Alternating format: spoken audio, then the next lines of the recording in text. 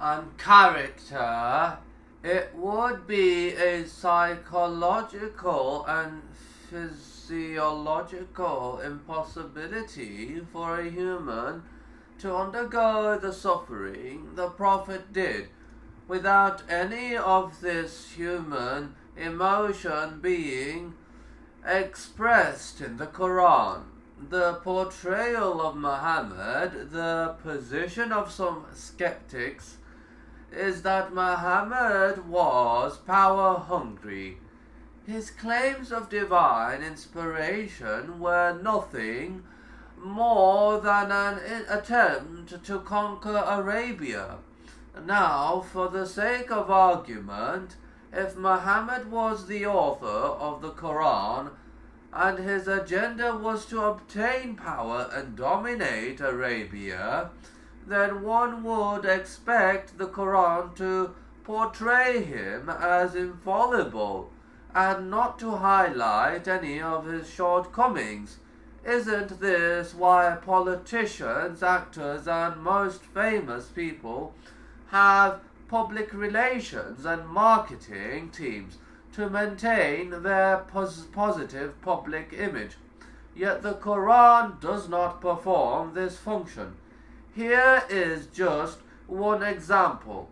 He frowned and turned away when the blind man came to him. For all you know, he might have grown in spirit or taken note of something useful to him. These verses highlight an incident where Muhammad was once sitting with some tribal leaders inviting them to become Muslim. A blind Muslim man came to ask him some questions regarding Islam. Muhammad turned away from him as he was busy delivering the message of Islam to the tribal leaders, hoping their tribes would embrace Islam. Thereupon the revelation came reproaching him for his treatment of the blind man. Does the author of the Quran sound like an image-driven, power-hungry man?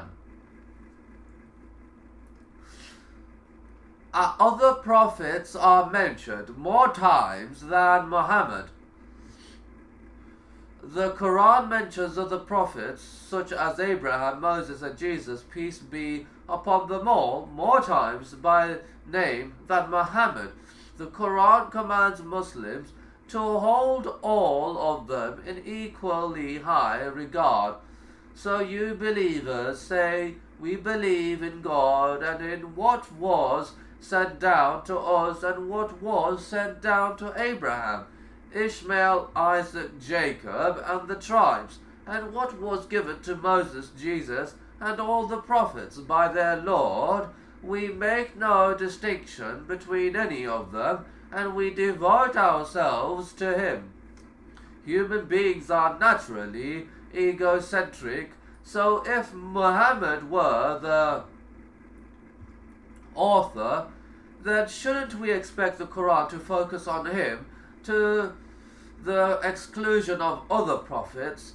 Not only are all these other prophets mentioned more times by name than Muhammad, but the Quran even gives them a better status than they have in their own respective scriptures, the Torah and Gospels. The Quran went against the customs and norms of society.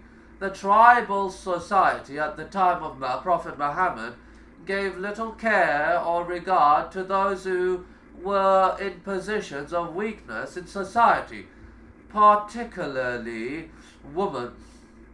The doctrine laid out in the Quran considerably improved the status of women in 7th century Arabia.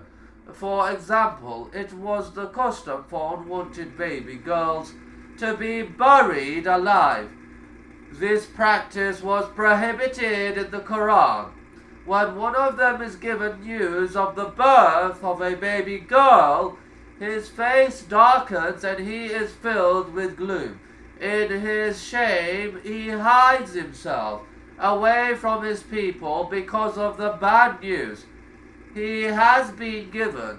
Should he keep her and suffer contempt, or bury her in the dust?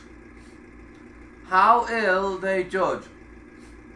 In those days before Islam, women were treated like slaves or property. Their personal consent concerning anything related to their well-being was considered unimportant to such a degree that they were never even treated as a party to a marriage contract. Women had been treated as possessions of their husbands. Again, the Quran served to put an end to this. You who believe it is not lawful for you to inherit women against their will. Before Islam, women had no independence, could not own property, and were not allowed to inherit. Again, the Quran guaranteed women a fair share of property. Men shall have a share in what their parents and closest relatives leave, and women shall have a share in what their parents and closest relatives leave. Whether the legacy be small or large, this is ordained by God. Even in comparison to the secular West, Islam was way ahead of its time from the point of view of economic rights.